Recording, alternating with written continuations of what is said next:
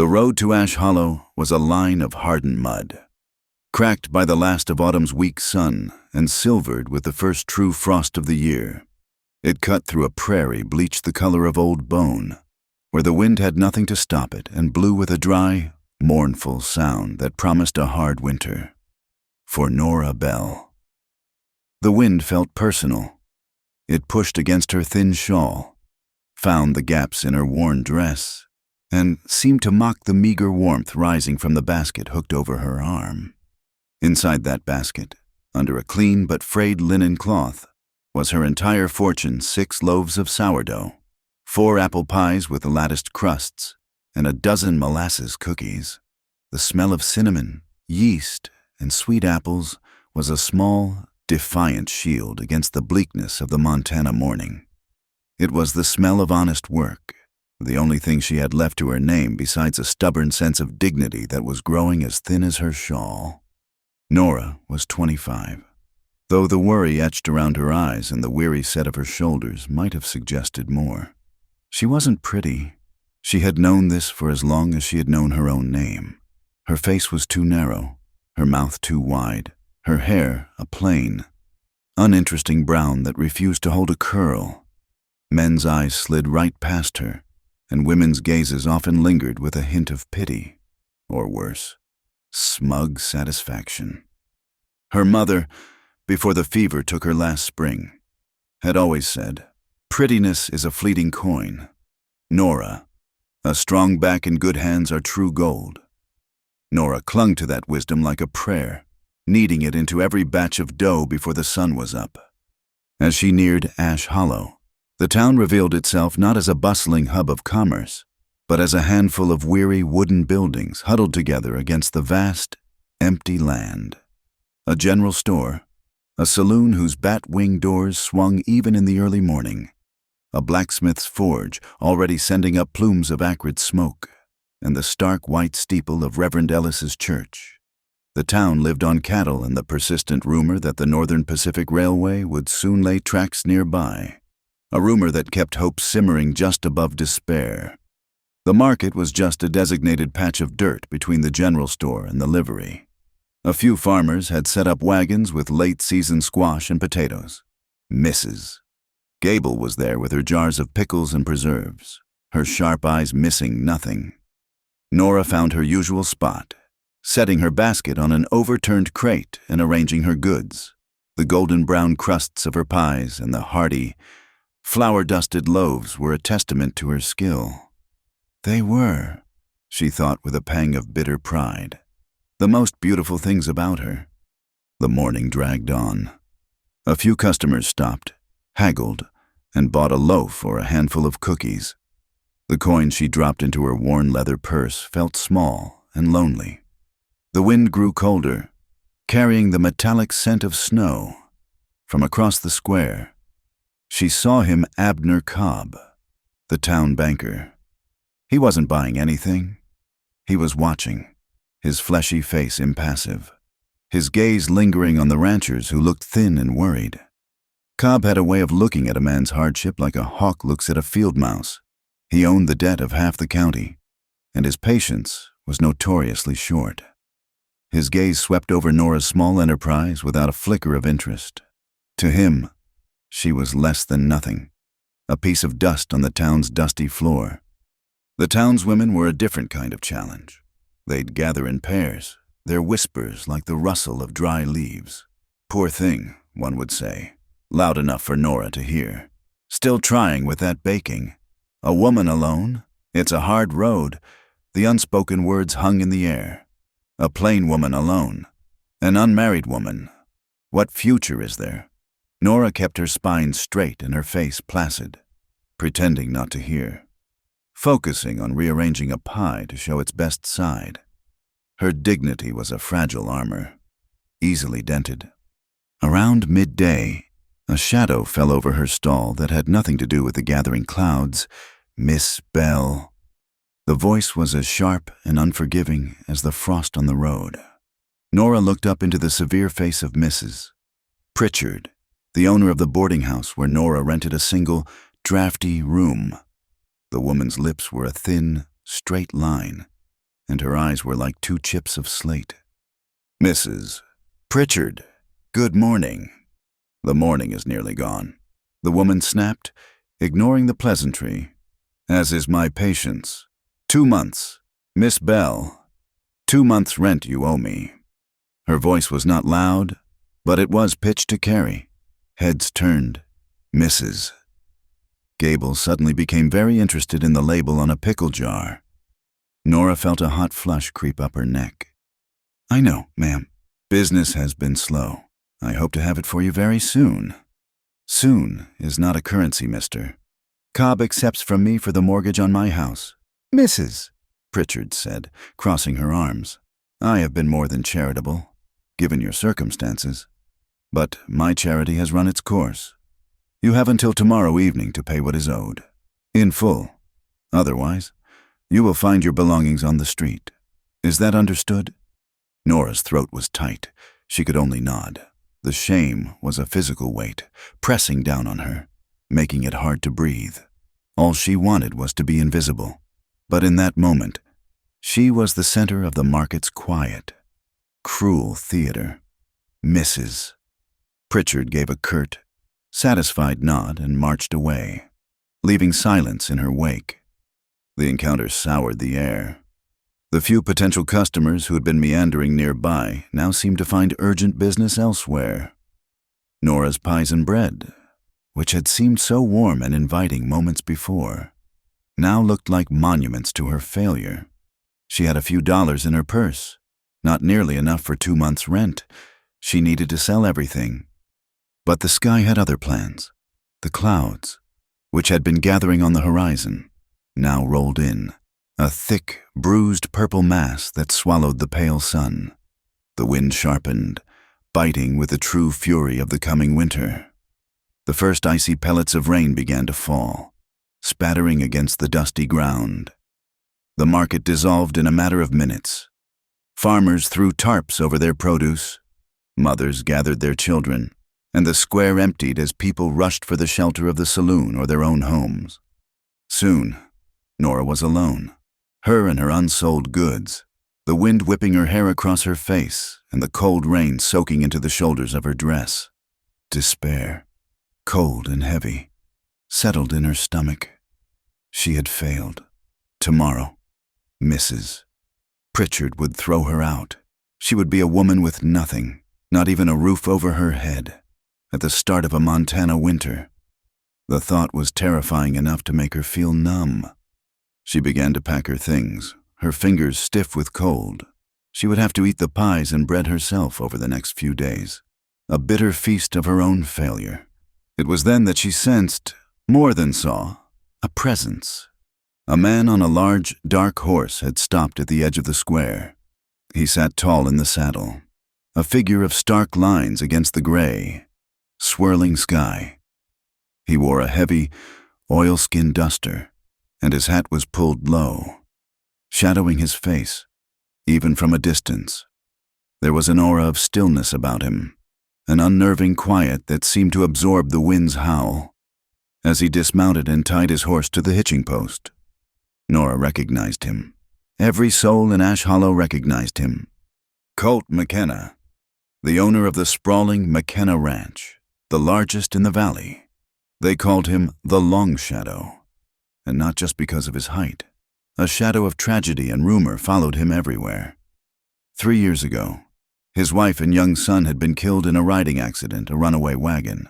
Some said, but the stories that festered in the saloon and over sewing circles were darker. They whispered of a terrible argument, of McKenna's fierce temper. Nothing was ever proven. But the whispers were enough.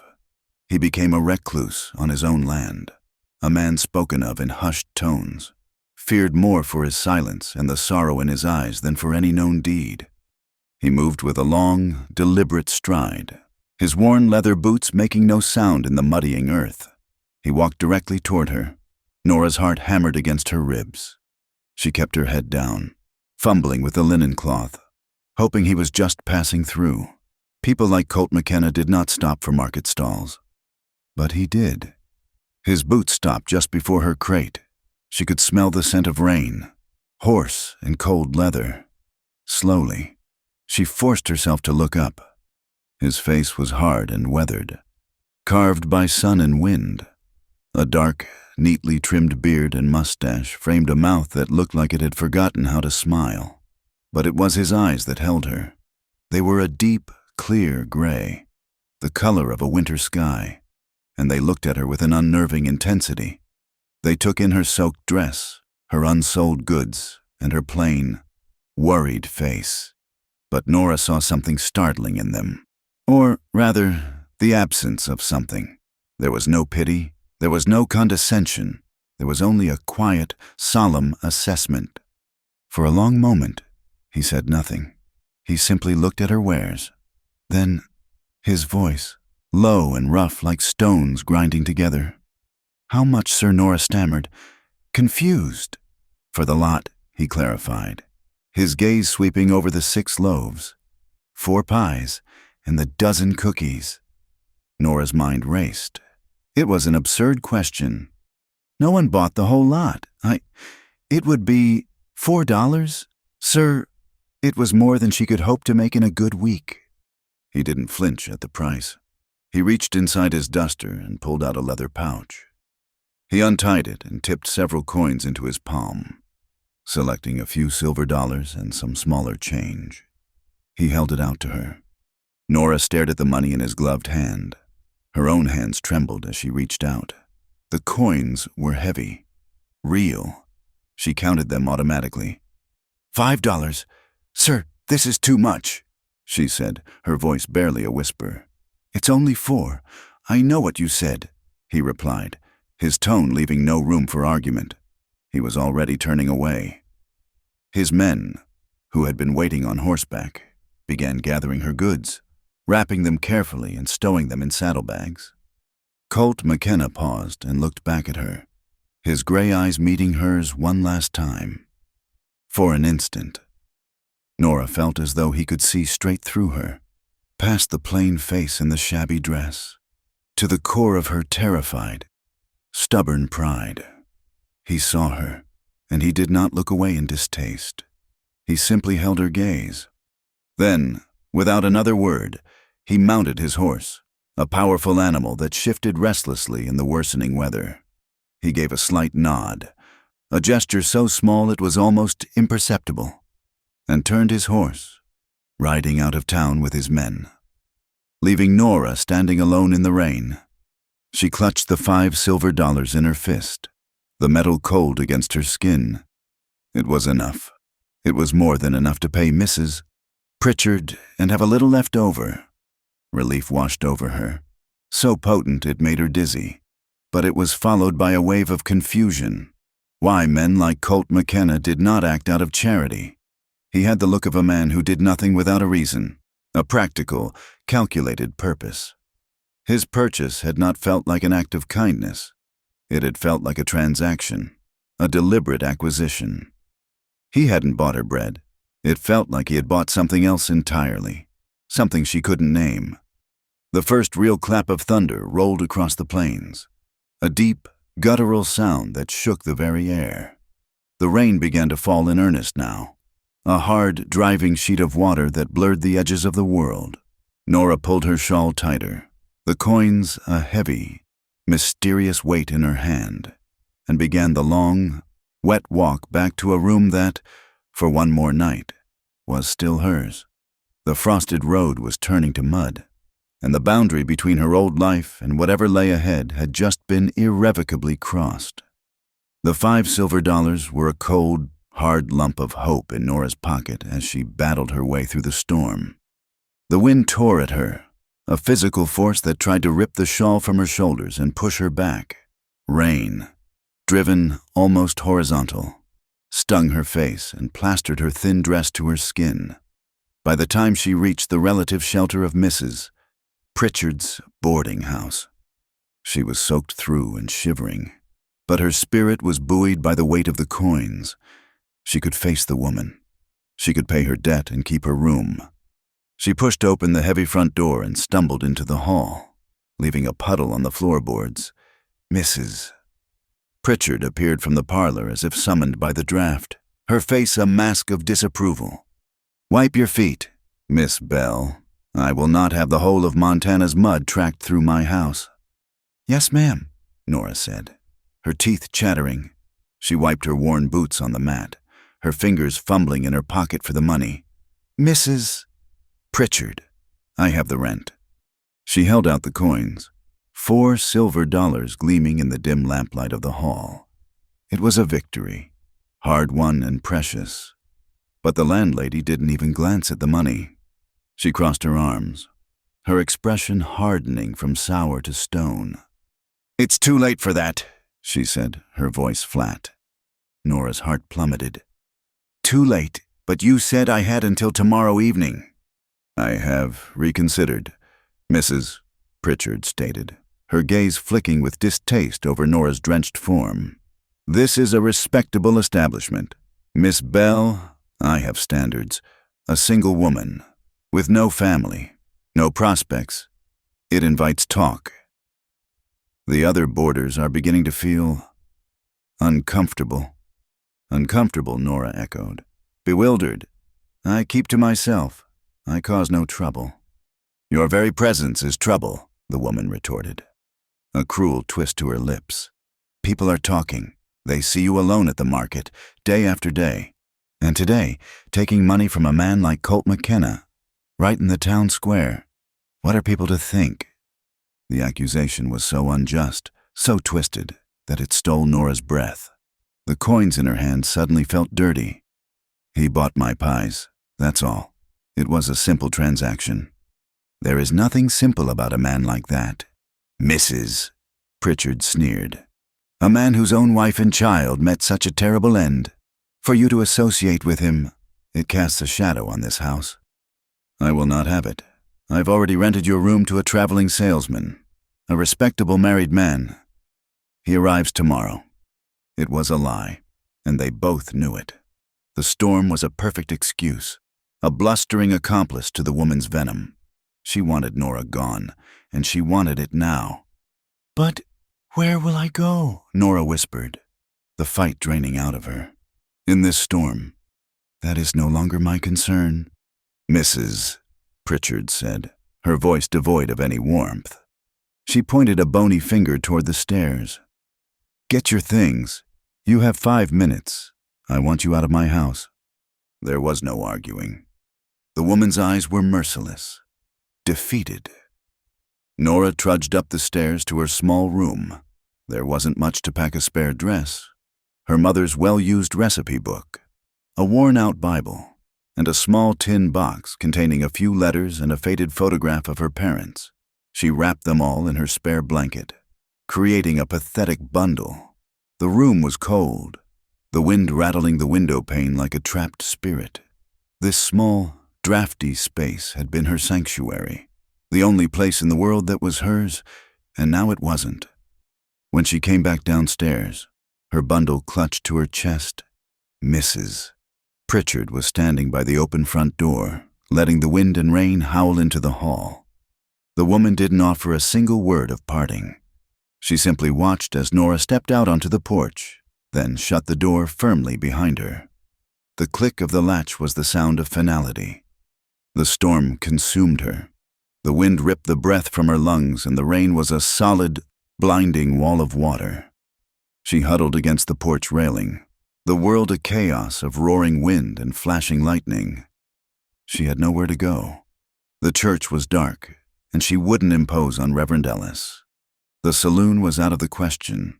She was utterly, terrifyingly alone.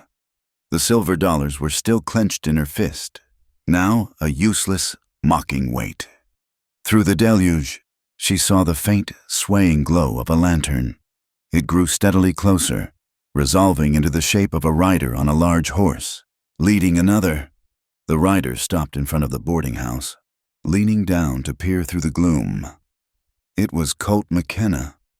He swung down from his horse with an economy of motion that spoke of innate strength. He held the lantern high, its light illuminating Nora's desperate, shivering figure. His expression was unreadable in the flickering light and shadow, but his gray eyes were sharp and focused. "She put you out," he stated. It wasn't a question.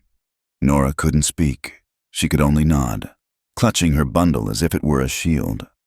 He looked from her to the dark windows of the boarding house, a muscle tightening in his jaw. He didn't waste time on condemnations or questions. He acted.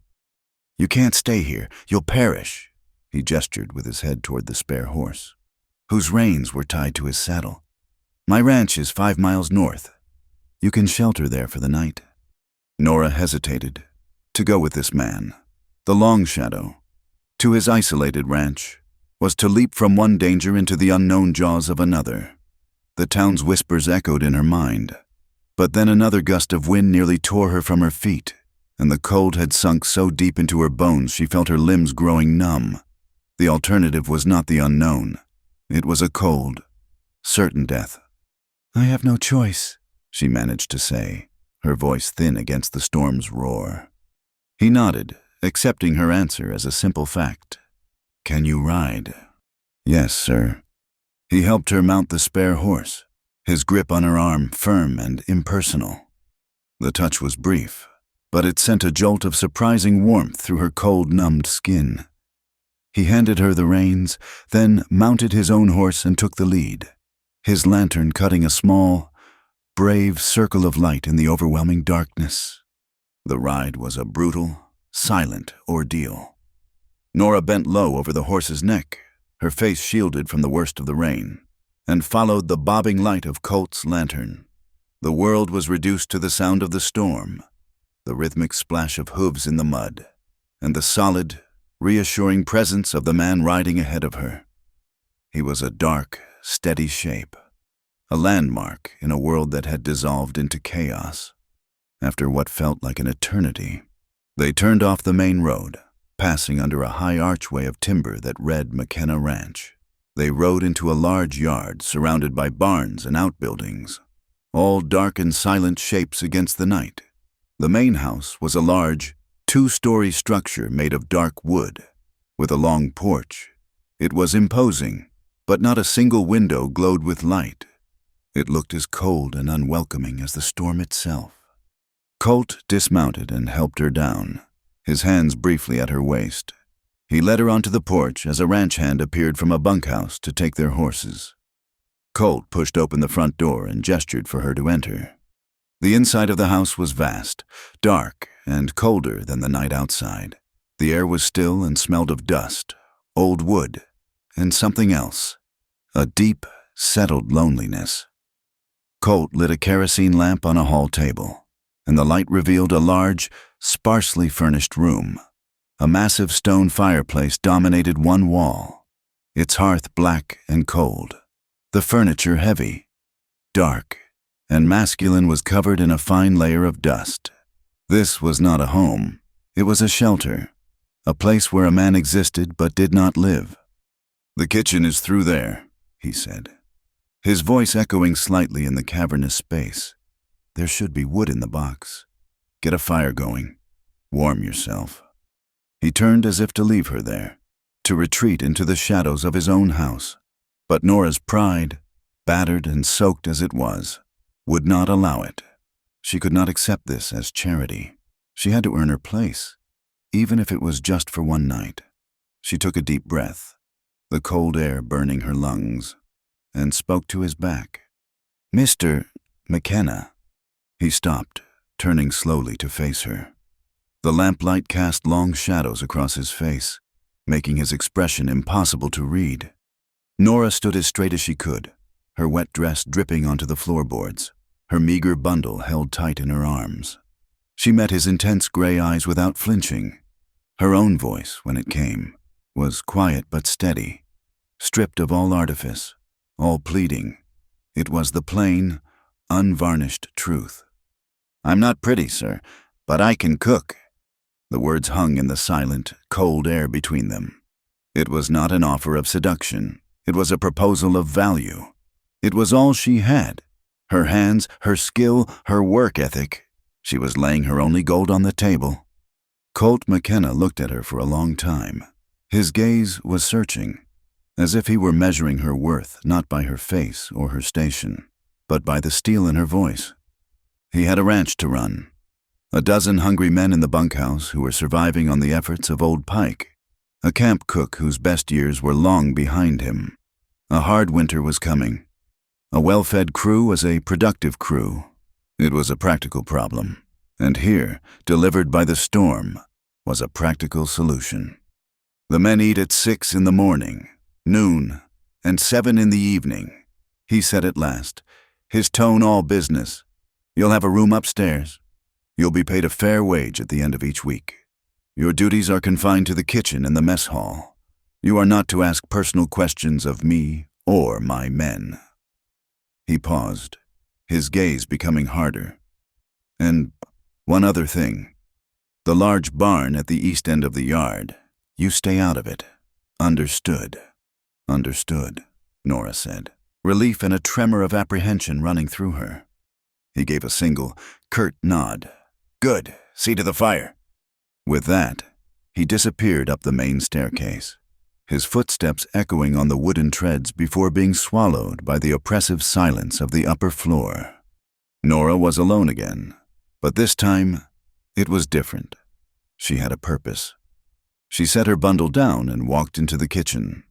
It was a large room, equipped with a huge cast-iron stove, long work tables, and shelves filled with provisions.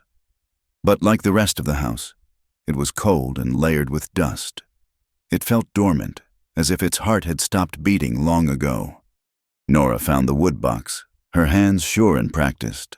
She laid the kindling in the stove's belly, added larger pieces of wood, and struck a match. The flame sputtered, then caught, a tiny flicker of orange in the gloom.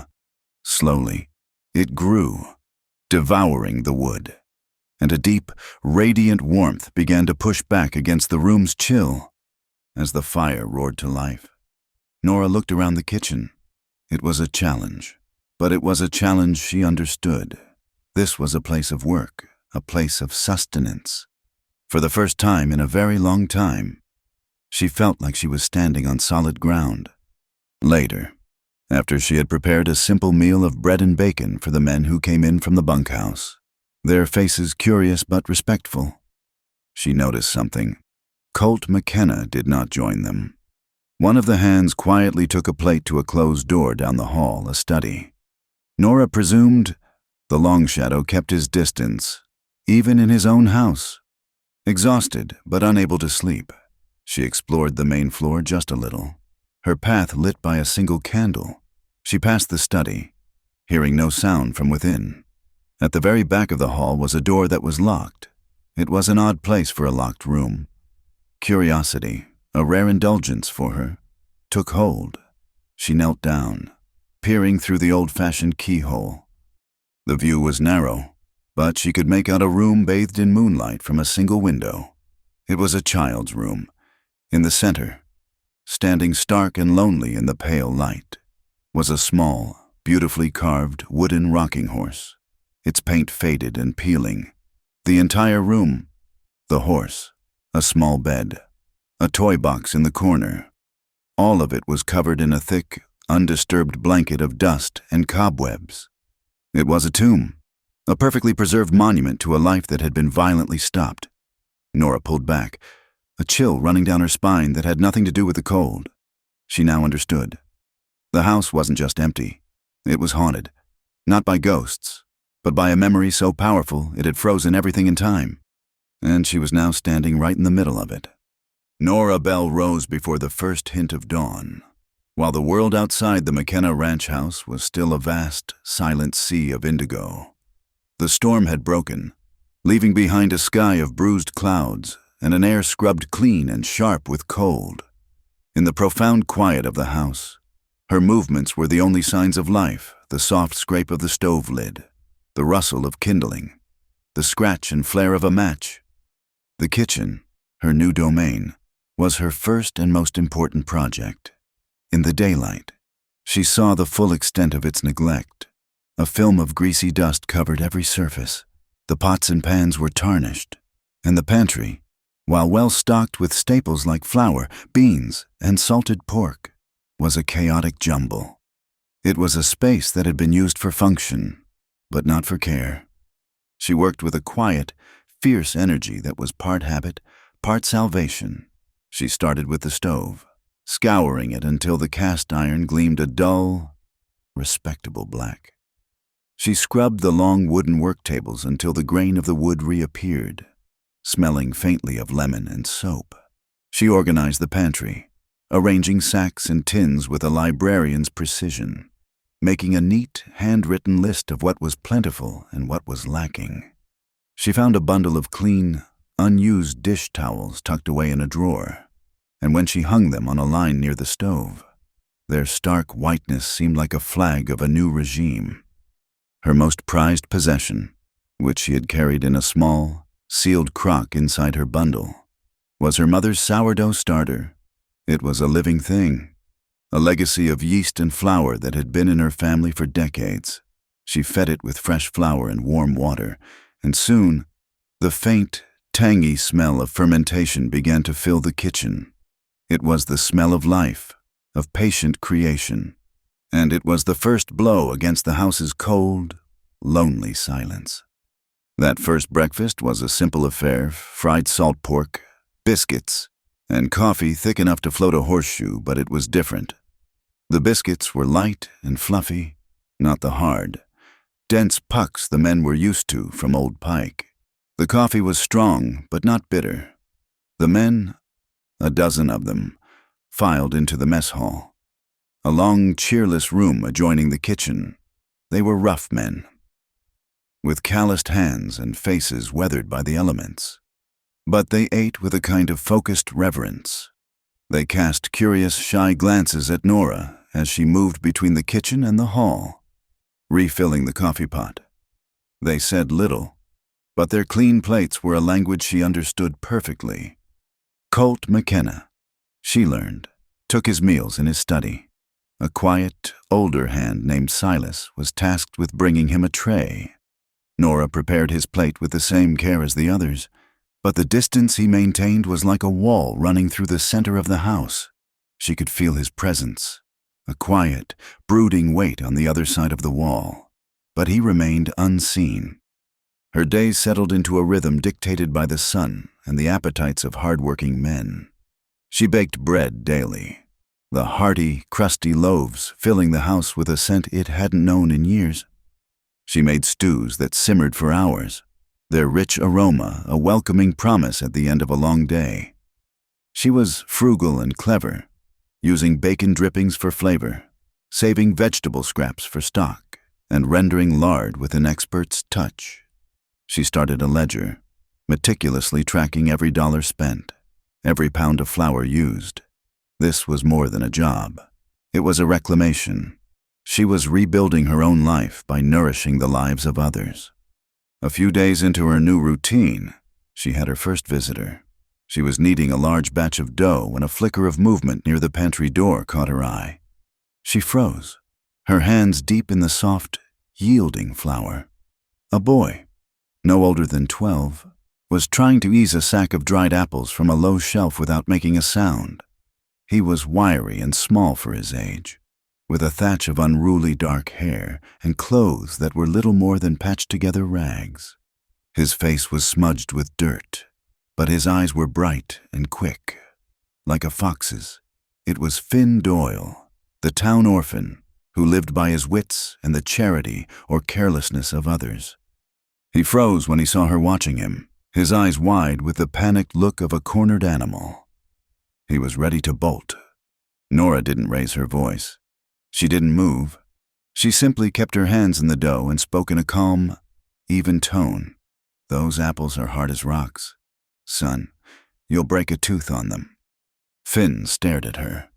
His body tensed for flight. "There's a fresh loaf of bread on the counter, still warm," she continued, nodding her head toward it. "And a crock of butter. It would be a sight better than chewing on dried leather." He eyed the bread, then her, his suspicion warring with the hunger that was plain on his face. He was used to being yelled at, to being chased off with a broom. This quiet offer was a language he didn't understand. "What's the catch?" he asked, his voice a raspy whisper. "No catch," Nora said, "but no handouts either." She withdrew her hands from the dough and wiped them on her apron. "You look like you have a strong back. The wood box needs filling. The water buckets are low. You work, you eat. That's the rule in this kitchen." It was a risk. He could have run, but something in her direct, respectful tone held him. He looked at her hands, covered in flour, and at the warm, inviting kitchen. He gave a short, jerky nod. And so, an unspoken agreement was forged. Finn became a fixture in the kitchen's orbit. He chopped kindling with a surprising ferocity, his small frame wiry and strong. He hauled buckets of water from the well, his face set with determination. Nora, in turn, always had a plate for him. She never made a fuss, never treated him like a charity case. She'd put the food on the table and say, "Your wages, Finn," before turning back to her work. She saw the way his shoulders straightened, the way he met her eyes for a fleeting second before digging in. She was feeding more than his belly. She was feeding a starved and tattered pride. Colt McKenna observed all of this from a distance. He would stand in the shadow of the hallway or watch from his study window as Nora directed Finn in some task. He saw the order she had brought, the kitchen, once a place he avoided, now drew him in with smells that stirred painful, deeply buried memories of another time, another woman humming by the stove. He saw his men, once a grim, silent crew, starting to talk more at mealtimes, their banter a low, rumbling sound of contentment. They worked harder, their movements sharper. A well-run kitchen, he realized, was the heart of a well-run ranch. It set the rhythm for everything else. The new life in the house was a torment to him. Each homey scent, each sign of domestic order, was a fresh ghost. He had let this house go cold and silent as a penance, a reflection of the emptiness inside him. Nora Bell, with her quiet competence and her stubborn refusal to be broken, was letting the light in, and it hurt his eyes. He found himself retreating further, the door to his study a more permanent barrier. It was safer in the darkness with his guilt. The conflict with old Pike came to a head during the second week. The former cook, a grizzled man with a sour disposition, had been relegated to butchering and helping with the stockyards. His resentment simmered, coming out in grumbled comments and a refusal to meet Nora's eye. He saw her as a usurper. One afternoon, Pike stormed into the kitchen, a side of bacon slung over his shoulder. He threw it onto the table with a wet slap. "It's turned," he announced with grim satisfaction. "The salt brine was weak. The whole lot of it is spoiled." It was a disaster. Bacon was a staple, the cornerstone of a ranch breakfast. Nora leaned over the meat, her nose close. There was a faint, sour smell. It wasn't rotten, not yet, but it was on the verge of turning. Pike was watching her, a smug look on his face, waiting for her to fail. Nora said nothing.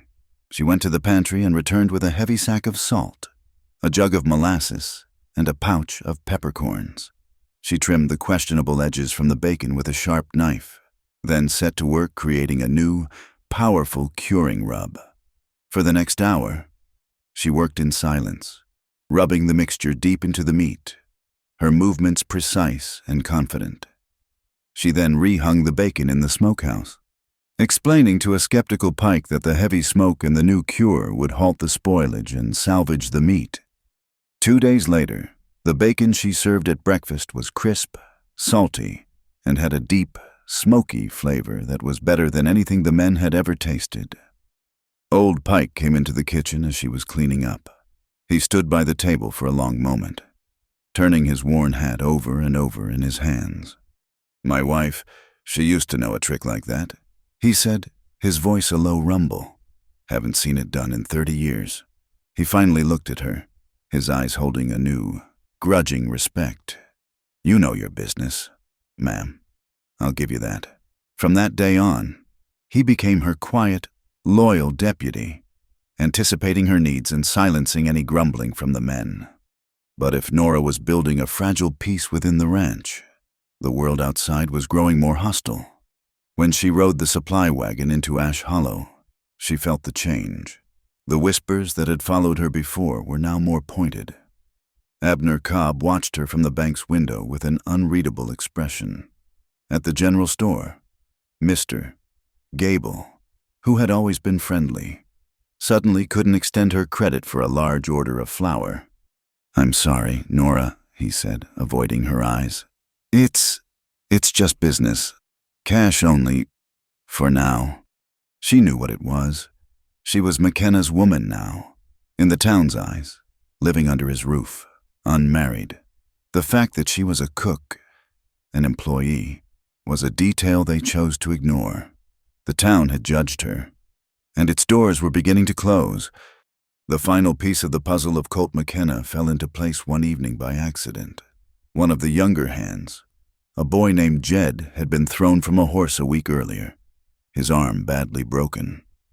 He'd been in his bunk, feverish and in pain. Nora had been making him broth and ensuring he was comfortable. She was in the mess hall late, banking the fire for the night, when she heard two of the older hands talking in low voices, thinking they were alone. "The boss rode out to the docks again today." One said, "Another bottle of that laudanum for the kid." The other asked, "Yep, paid for it out of his own pocket." Just like the docks visit. Told me to tell the boy it came out of the ranch account so he wouldn't feel like a charity case. Nora froze in the shadows, the poker still in her hand. Laudanum was expensive. A doctor's visit was a luxury few could afford. The town saw Colt McKenna as a hard, dangerous man, isolated by his own darkness. Mrs. Pritchard had called him a shadow on a respectable house. But here, in the quiet of his own ranch, he was tending to his men, shielding them not only from pain, but from the shame of accepting help. He wasn't just a boss, he was a protector, a quiet, unseen one.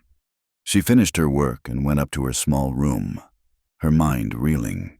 The man who kept the world at arm's length, who ate his meals alone and lived in a house frozen by grief, was capable of this silent, profound kindness. The contradictions of him were as vast and stark as the Montana landscape itself.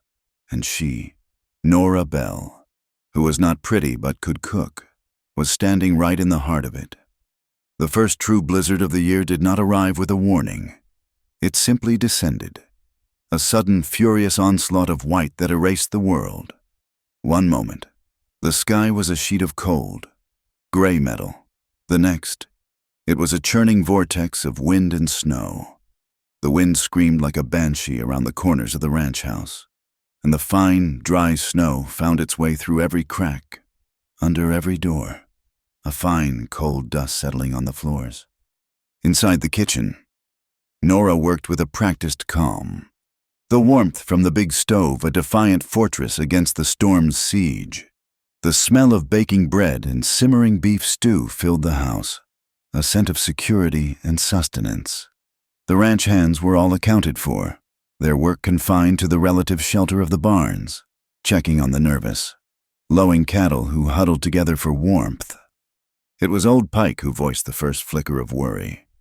He came into the kitchen, stomping snow from his boots, his weathered face creased with concern. "Have you seen the boy Finn?" Nora paused, a ladle dripping with rich gravy held over a pot. "He went out to the woodpile an hour ago, just to fetch another load for the bunkhouse stove." An hour ago, before the sky had fallen, a cold dread, far colder than the storm, seeped into Nora's bones. The woodpile was only 100 yards from the bunkhouse, a simple, familiar trip, but in this blinding chaos, 100 yards was a treacherous wilderness. Directions became meaningless. Landmarks vanished. "He's a smart lad. He'll have hunkered down," Pike said, though his voice lacked conviction. But Nora knew Finn. He was proud. He would have tried to make it back with the wood, to prove his worth, to fulfill his task. She untied her apron, her movements sharp and decisive. "I'm going to look for him." "Ma'am, you can't," Pike protested. "You'll be lost in 5 minutes." "And he's already been out there for an hour," she shot back, her voice tight with a fear she refused to let paralyze her. She was already pulling on her worn coat and wrapping her thickest shawl around her head and neck. As she reached for the kitchen door, it swung open. Colt McKenna stood there, a swirl of snow entering with him. He was dressed in his heavy oilskin duster and a thick fur hat, his face grim. He had clearly come from the barns, and his eyes, sharp and assessing, took in her frantic preparations in a single glance. "Pike, ring the big bell by the main barn," Colt commanded, his voice a low, authoritative rumble that cut through the wind's howl. "Keep ringing it. It might guide him back." He turned his attention to Nora, his expression unyielding. "You're not going alone." "I'm going," she said, her chin set in a stubborn line. It was not a request. He didn't argue. He seemed to understand that the fierce, protective instinct that drove her was not something words could stop. "Wait," he said. He disappeared into the hall and returned with a long coil of rope. "I'll tie this to the porch rail. You will hold on to the other end. Do not let go of it. No matter what, I will search in widening circles around you. Understand?" It was a practical, logical plan born of a life lived against the harshness of the land. She nodded, her fear momentarily pushed aside by the cold clarity of his command. He secured the rope, then handed her the end. His gloved fingers brushed hers. A brief, impersonal contact. Stepping out onto the porch was like stepping into another world. The wind was a solid wall, stealing their breath. The snow was so thick Nora couldn't see the bunkhouse, let alone the woodpile. Colt looped a second rope around his own waist, tying the other end to the main line, giving himself a greater radius to search. He pulled the brim of his hat low and leaned into the gale. "Stay here and hold on." He vanished into the white fury, a ghost swallowed by the storm. Nora braced herself against a porch post, the coarse rope clutched in her raw, cold hands. The only thing connecting her to him, to the search, was this lifeline. The deep, resonant clang of the barn bell began to sound, a mournful, steady heartbeat in the chaos, calling for a lost soul. Time ceased to have meaning. There was only the cold, the screaming wind, and the strain of the rope in her hands. She prayed, her words snatched away by the gale, her pleas sent to a God who felt very far away.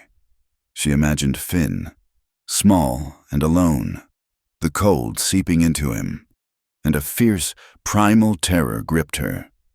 Then she felt a series of sharp tugs on the rope, the signal. Her heart leaped into her throat. She began to pull, hand over agonizing hand, her muscles screaming in protest.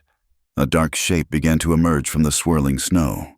It was Colt, half carrying, half dragging a smaller figure. It was Finn. They stumbled onto the porch, Colt's strength the only thing that kept them all from collapsing. Finn was covered in snow, his face deathly pale, his lips blue. He was shivering so violently his whole body seemed to vibrate. Colt swept him up into his arms and carried him inside, kicking the door shut against the storm. They laid him on the rug in front of the kitchen stove, the place of greatest warmth. Nora worked quickly, her hands moving with practiced urgency. She and old Pike cut away his frozen, wet clothes, and she began rubbing his limbs vigorously with a rough, dry blanket, trying to fight back the deadly chill that had claimed him. Colt brought a bottle of whiskey from his study. "Just a little on a cloth," he said, his voice rough. "Let him inhale it. Don't make him drink." Slowly, agonizingly, a flicker of life returned. The shivering lessened, and a faint touch of color crept back into Finn's cheeks. He coughed, a weak, rattling sound, and his eyes fluttered open. They were dazed, unfocused, but he was alive. Nora felt a wave of relief so powerful it left her weak. She slumped back on her heels, her body trembling with the aftermath of adrenaline and fear. It was only then, in the relative quiet, with the storm still raging outside, that she noticed the dark stain spreading across the shoulder of Colt's duster, and when he shrugged the heavy coat off, she saw the tear in his woolen shirt beneath, and the crimson blood soaking the fabric. "You're hurt," she said, her voice a shocked whisper. He glanced down at his shoulder as if noticing it for the first time. "A branch. From the old cottonwood? The wind must have snapped it." His tone was dismissive, but the line of pain around his mouth was unmistakable. "Sit down," she ordered, a note of authority in her voice that surprised them both. "Pike, keep rubbing the boy's feet. I'll see to this." Colt hesitated for a fraction of a second, then did as he was told, sinking into a chair at the kitchen table. The wound was worse than she'd thought. A long, jagged gash, deep and bleeding sluggishly. She sent Pike for the box of medical supplies, then gently began to clean the wound with hot water and carbolic soap. The kitchen was quiet except for the crackle of the fire and the howl of the wind. Finn was wrapped in warm blankets, drifting in an exhausted sleep. Pike watched over him like a grizzled old hen. The whole world had shrunk to this small, warm room, and to the space between Nora and the man sitting at her table. She worked with delicate precision, her fingers, so used to the feel of dough, now navigating the torn edges of his skin. He was so close she could feel the heat radiating from his body, could hear the quiet, controlled rasp of his breathing. He sat perfectly still under her touch, his muscles tense. She was intensely aware of him, of the raw, masculine strength of his shoulders, of the lines of pain and exhaustion etched on his face. This was the Long Shadow, the feared man of Ash Hollow, and he was bleeding at her kitchen table, vulnerable under her care. As she stitched the wound closed with a neat, steady hand, her head was bent low in concentration. A stray strand of her plain brown hair fell across her cheek, and without thinking, he reached up with his good hand and gently tucked it behind her ear. The touch was electric. It was feather-light, almost accidental, but it sent a shock through her entire body. She froze, the needle poised in her hand. She slowly lifted her head, and her eyes met his. The space between them crackled. His gray eyes, usually so guarded and distant, were dark and intense, filled with an emotion she couldn't name. It wasn't pity. It wasn't lust. It was something deeper, a kind of raw, startled recognition. He was seeing her, truly seeing her, not as a cook or a charity case, but as a woman, and in his gaze, she felt a reflection of her own burgeoning awareness of him as a man. Not just a boss, not just a tragic figure, but a man of flesh and blood, of quiet kindness and deep, hidden pain. The moment stretched, thick with unspoken things. The world outside, with its storm and its dangers, faded away. There was only the two of them, their breath mingling in the warm, lamp-lit air. He did not move. She did not breathe. It was a fragile, terrifying, and beautiful stillness. Then, the moment broke. She lowered her eyes, her cheeks flushing, and focused on tying off the last stitch. "There," she said, her voice little more than a whisper. "It will need a clean bandage every day." He slowly lowered his hand. "Thank you," he said, his own voice hoarse. The wall was back up, the distance restored, but they both knew something had irrevocably shifted between them. The blizzard raged for 3 days, isolating the ranch from the rest of the world. When it finally blew itself out, it left behind a landscape of breathtaking, brutal beauty. The world was buried under a thick blanket of white, the sky a brilliant, aching blue. Life, however, had to go on. In town, the storm had tightened Abner Cobb's grip on the valley. He used the hardship as a weapon, calling in notes, refusing extensions. His 2 hired men, a lanky, sharp-eyed man named Ledbetter and a hulking, silent brute called Crow, became a common sight, their presence a constant, low-grade threat as they rode the fence lines of struggling ranches, including McKenna's. The following Sunday was the town's first chance to gather after being snowed in. Reverend Ellis's sermon was on charity and community, but the spirit in the pews was anything but charitable. Nora had come to town with Pike and a few other hands in the supply wagon. She had a list for the general store and needed to check on the price of winter wheat. She sat in a back pew, trying to be as inconspicuous as possible. Finn, fully recovered and now her devoted shadow, sat beside her. Her presence did not go unnoticed. She felt the weight of stares, heard the rustle of whispers. Then, after the service, during the customary mingling outside, Mrs. Pritchard saw her chance. Flanked by a few of her gossiping cronies, she approached, her face a mask of righteous indignation. "Well, well," the woman said, her voice carrying across the snow-muffled churchyard. "If it isn't the McKenna Ranch's newest acquisition. Tell me, Miss, does he keep you in the main house? Or in the bunkhouse with the other hired help?" The insult, so public and so vile, struck Nora like a physical blow. The conversations around them faltered and died. Everyone was watching, waiting. Nora's face burned with humiliation, but she lifted her chin, refusing to let this woman see her crumble. "I am the ranch's cook, Mrs. Pritchard," Nora said, her voice shaking only slightly. "I earn an honest wage." "An honest wage, Mrs.?" Pritchard laughed. "A short, ugly sound. We all know what kind of wages a woman like you earns from a man like him, living under his roof without the benefit of marriage. It's a disgrace to this town." Before Nora could form a reply, a low voice cut through the tense silence. "That's enough, Eleanor?" Every head turned. Colt McKenna stood on the church steps, his large frame seeming to block out the sun. He never came to town on a Sunday. His presence was so unexpected it was like an apparition. He descended the steps, his gaze fixed on Mrs. Pritchard, his gray eyes as cold and hard as river ice. The crowd instinctively parted for him. He stopped beside Nora, not looking at her, but positioning himself as a shield between her and her accuser. "You will not speak about Miss Bell that way again," he said, his voice quiet but carrying an unmistakable threat.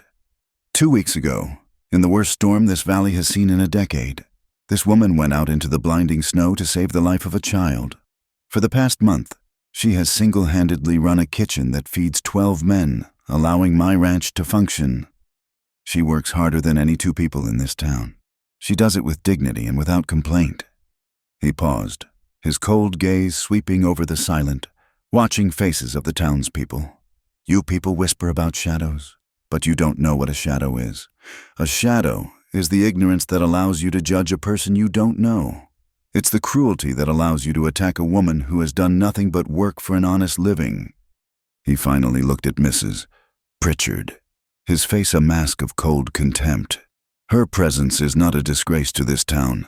Your tongue is, if I hear you or anyone else speak another foul word about her, you will answer to me." He didn't raise his voice. He didn't have to. The authority in his words was absolute. "Mrs. Pritchard paled, her mouth opening and closing like a fish, but no sound came out. The rest of the crowd looked down at their feet, ashamed. Without another word, Colt turned. "Nora," he said softly, "it's time to go." He waited for her and Finn to fall in step beside him, and then he escorted them to the wagon. The townspeople watching in stunned silence. He had defended her, not with passion or romance, but with the unassailable power of the truth. He had given her back her name. That evening, as the sun set, casting long blue shadows across the snow, Finn was stacking firewood near the main barn. He felt a fierce loyalty to Nora and to the quiet, formidable man who had stood up for her. As he worked, he saw a rider approaching, keeping to the shadows of the cottonwood trees. It was Ledbetter, one of Cobb's men. The man dismounted, looked around furtively, and then knelt near a corner post of the cattle pen. He dug a small hole in the snow, pushed a canvas-wrapped object into it, and quickly covered it back up. Then he remounted and rode away as silently as he had come. Finn's heart pounded. He knew he had seen something he wasn't supposed to see. He waited until Ledbetter was long gone, then crept over to the fence post, He dug in the snow where the man had been. His cold fingers closed around a heavy, oily bundle. He unwrapped it. Inside was a strangely shaped piece of iron. It looked something like a branding iron, but the end was a smooth, curved hook, designed not to make a mark, but to alter one. A running iron. A rustler's tool. Finn stared at it, the cold metal heavy in his hand. He didn't understand everything, but he understood this. It was a secret, and it was a weapon aimed directly at the heart of the McKenna ranch. Finn's hands were blue with cold as he presented the running iron to Nora. He held it out with both hands, the heavy, dark metal looking sinister in the warm, lamp-lit kitchen. He'd wrapped it in an old piece of burlap, as if the iron itself carried a contagion of evil he was afraid to touch directly. He explained what he'd seen in a torrent of hushed, urgent whispers, the shadowy rider, the furtive digging, the quick departure. Nora took the tool from him, her own hands surprisingly steady. The iron was cold and oily. She turned it over, her practical mind immediately grasping its purpose, unlike a branding iron, which stamped a clear, defined mark. This was an artist's tool for a thief.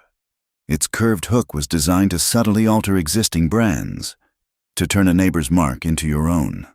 Or, perhaps more cunningly, to turn a neighbor's mark into the brand of a man you wanted to ruin. He buried this by the fence of the south pasture, Finn whispered, his eyes wide, where our cattle are grazing next to the Jorgensen's herd. A cold knot of fear and understanding tightened in Nora's stomach. This was not a simple act of rustling. It was a calculated, insidious plot. This tool was a weapon, and it was aimed directly at Colt McKenna. Her first instinct was to run to Colt's study, to lay this proof of treachery before him. But she hesitated. She remembered the cold fury in his eyes at the church, the barely controlled violence that simmered just beneath his quiet surface. His justice would be swift, direct, and likely bloody. He would ride out and confront Ledbetter, and a man would end up dead, or he would ride to the county seat, putting his faith in a sheriff who was a day's ride away and whose loyalties were unknown. Cobb, with his money and influence, could easily outmaneuver Colt in a game of laws and lawyers. No, this required a different kind of wisdom. She looked at Finn, who was watching her with absolute trust. "You did the right thing. Finn, the brave thing," she said softly. "Now, we must be as clever as we are brave. Say nothing of this to anyone, not a soul." She rewrapped the running iron and hid it deep within a cold flour bin. The next morning, before the sun was up, she sought out old Pike. She found him in the smokehouse, his craggy face illuminated by the ruddy glow of the smoldering hickory chips. She told him the story, her voice low and even, presenting the facts without embellishment. Pike listened without interruption, his expression growing grimmer with every word. When she finished, he spat a stream of tobacco juice onto the dirt floor. "Ledbetter," he growled. "That snake works for Cobb. Always has. He's got the morals of a hungry coyote. He took the hidden running iron from her, his calloused fingers tracing its wicked curve. This ain't for stealing a few head. This is for starting a war. Cobb's been squeezing every small rancher in this valley, puts them in debt. Then when they can't pay, he takes their land. But McKenna's too big, too solvent.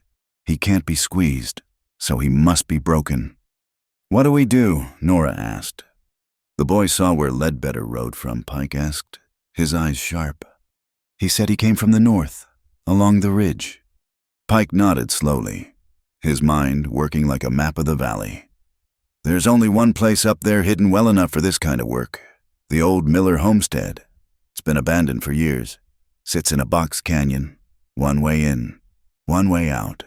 Perfect place to hide cattle and alter a brand without being seen."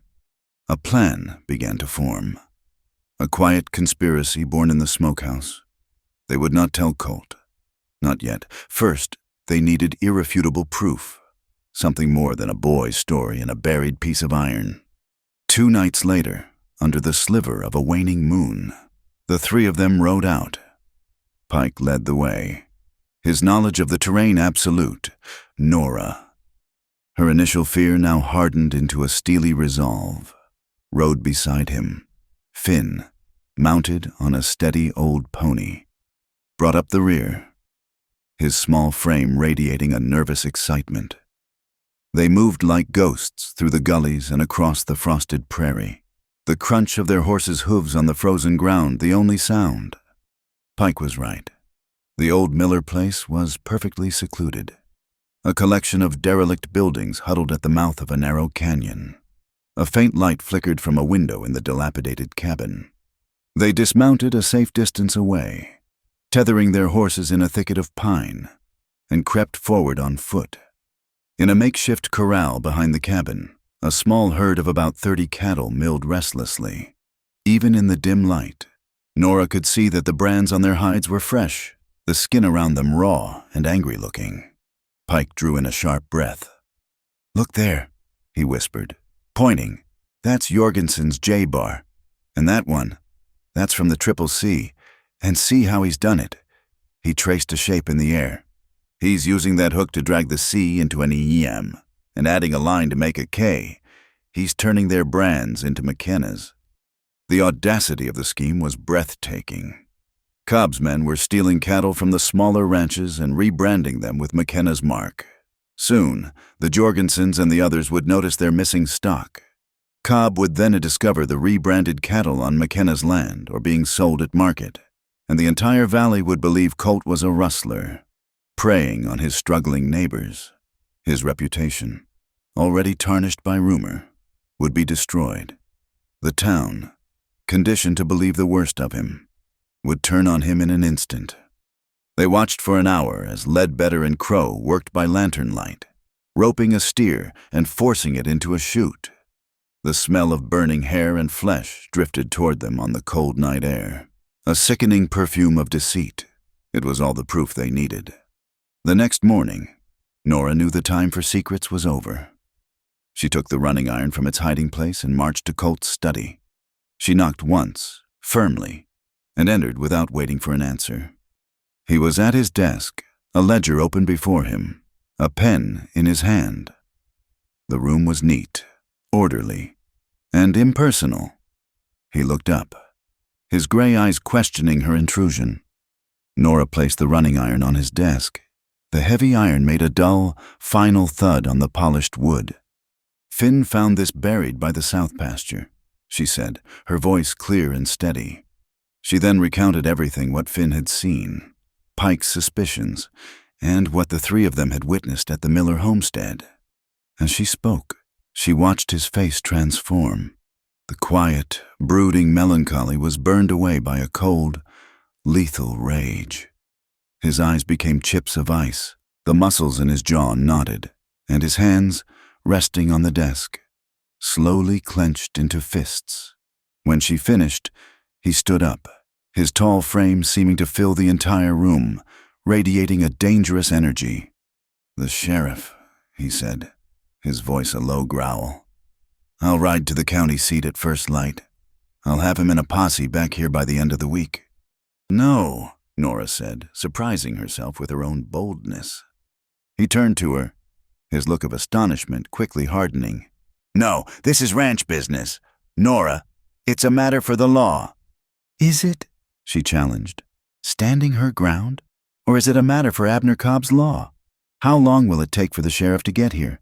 How long before Cobb hears he's coming by the time a posse arrives? That homestead will be empty, the cattle scattered. All you'll have is our word against the word of the town banker. Who do you think they'll believe?" She took a step closer, her voice dropping, becoming more urgent. "He's not just trying to ruin you, Colt, he's using you to ruin everyone else. He steals their cattle, makes them believe you're the thief, and when they're weakened and divided, he'll foreclose on them all. The sheriff can't fight that, a posse can't fight that. It's a war being fought with whispers and paperwork, not with guns."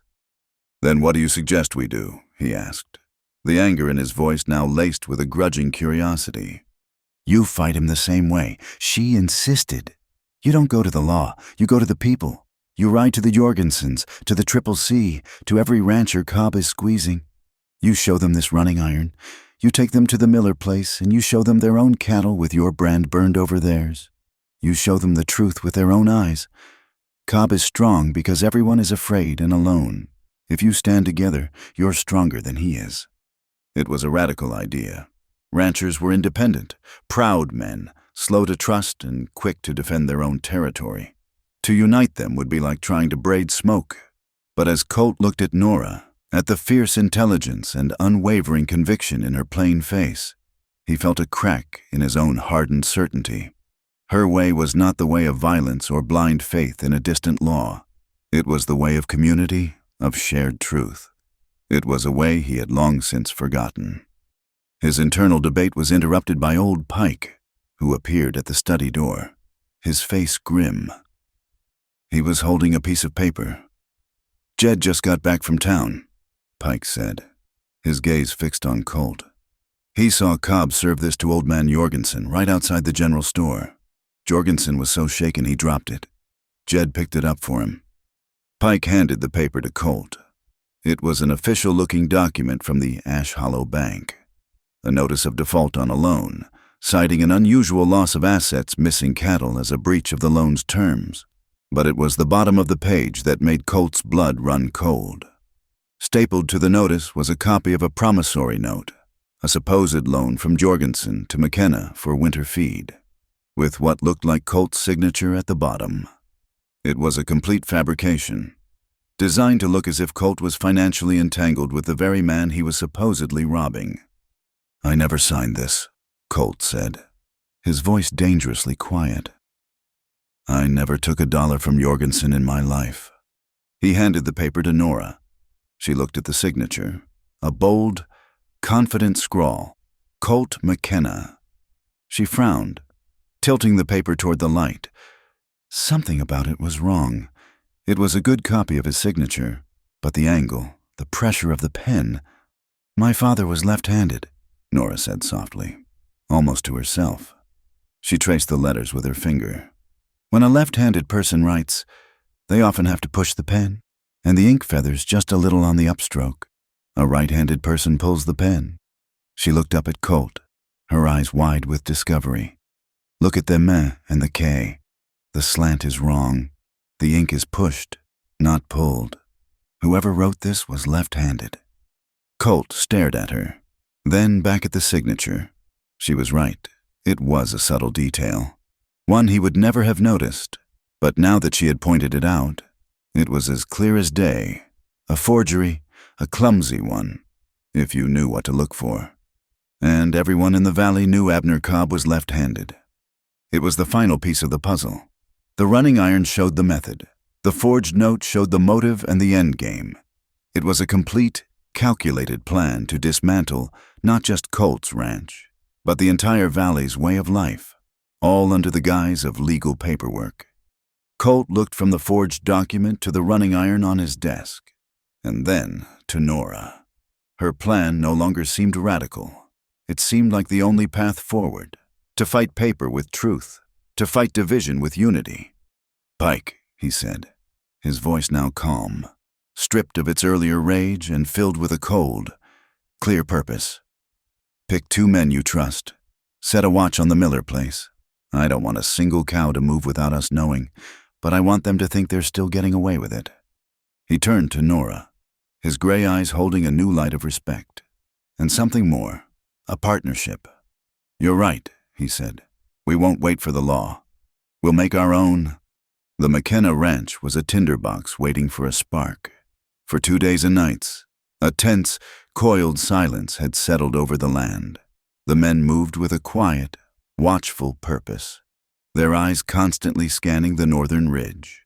The horses were kept saddled in the main barn. Colt had divided his crew into rotating watches, their rifles cleaned and ready, their positions hidden in the stands of pine that overlooked the vast, snow-covered pastures. They were not waiting for a fight. They were waiting for a crime to be committed. Nora felt the tension like a physical hum in the air. The kitchen, usually her sanctuary of warmth and order, now felt like the heart of a war camp. She kept coffee brewing constantly, sending Finn out with steaming mugs for the men on watch. She baked not for comfort, but for fuel. Her movements economical and grim. Every clang of a pot, every gust of wind, made her start. She and Colt had barely spoken since she'd shown him the forgery, but a new understanding existed between them. He was the ranch's muscle, its iron will. She, along with Pike and Finn, had become its eyes and its conscience. The spark came on the third night, just before midnight. The sky was clear, the moon a cold, silver dollar hanging in a sea of black velvet. One of the lookouts, a young hand named Billy, slid into the kitchen, his face pale and his breath coming in white plumes. "They're moving," he whispered, his voice tight. "A herd of maybe 30, 35 head, pushing them hard toward the east, toward the Badlands. It's Ledbetter and Crow." The moment had arrived. Colt was in his study, but it was Nora who reacted first. She didn't hesitate. She ran to the long rope hanging by the mess hall door, the one attached to the heavy iron bell on the roof. She threw her entire weight into it. The first clang shattered the night's silence, a deep, resonant boom that rolled across the frozen valley. It was not a dinner bell. It was an alarm, a call to arms. She pulled again, and again. The rhythmic, urgent peal a declaration that the time for watching was over. The ranch exploded into controlled chaos. Men poured from the bunkhouse, pulling on coats and grabbing rifles. Lights flared in the barns.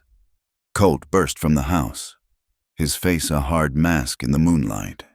He saw Nora at the bell rope, her small frame straining with the effort, and gave a single, sharp nod of approval. To Horse he roared, his voice carrying over the din. "They're heading for Cactus Gulch. We cut them off at the pass." Within minutes, the yard was a whirlwind of men and horses. Nora watched from the porch as Colt swung into his saddle, his large frame silhouetted against the moonlit snow. He was no longer the Long Shadow, a figure of rumor and grief.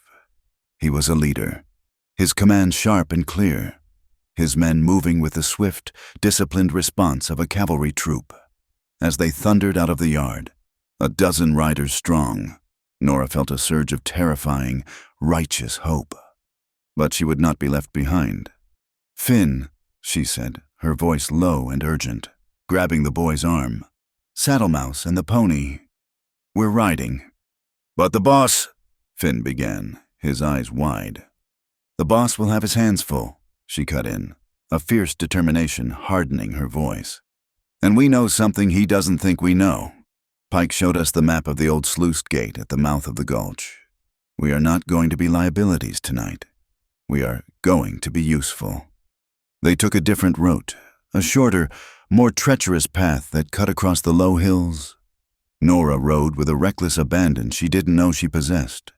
Her mind focused on a single image, the rickety wooden gate and the rusty pulley system that Pike had described, a relic from a failed mining operation that could, if they reached it in time, seal the only exit from Cactus Gulch. Cactus Gulch was a deep, jagged scar in the earth, a natural cattle chute with high, sheer rock walls. It was the perfect place to drive a stolen herd, funneling them through the landscape, invisible to the outside world. As Ledbetter and Crow pushed the last of the rebranded cattle into the gulch's narrow entrance, they allowed themselves a moment of smug satisfaction. They could hear the distant, frantic lowing of the herd echoing off the rock walls ahead. In another hour, they'd be through the pass and into the Badlands, the cattle swallowed by the wilderness, ready to be sold to one of Cobb's distant contacts. Their satisfaction was short-lived. The sound of hoofbeats, hard and fast, thundered behind them. They turned to see a dozen riders cresting the ridge, dark silhouettes against the moon. McKenna Ledbetter swore, his face contorting in a snarl of panicked rage. How did he know? "No time for that," Crow yelled, his voice a panicked bellow. "Push 'em through, ride 'em hard!" The chase was on. The narrow gulch became a scene of chaos. Colt and his men galloped into the entrance, their presence sending a fresh wave of panic through the stolen herd, the cattle already spooked. began to balk and turn, their bellows of terror echoing like the roar of a single, monstrous beast. Colt was a force of nature, his big horse weaving through the frantic animals, his focus entirely on the two men driving them. He was closing the distance, his pistol drawn, the moonlight glinting on its long, dark barrel. But up ahead, at the narrowest point of the gulch where it opened into the pass, two small figures were desperately working at a heavy, weathered lever.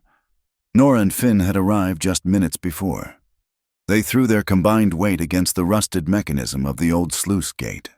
The wooden gate, a massive barrier of thick timbers, was suspended by a heavy chain running through a pulley high above.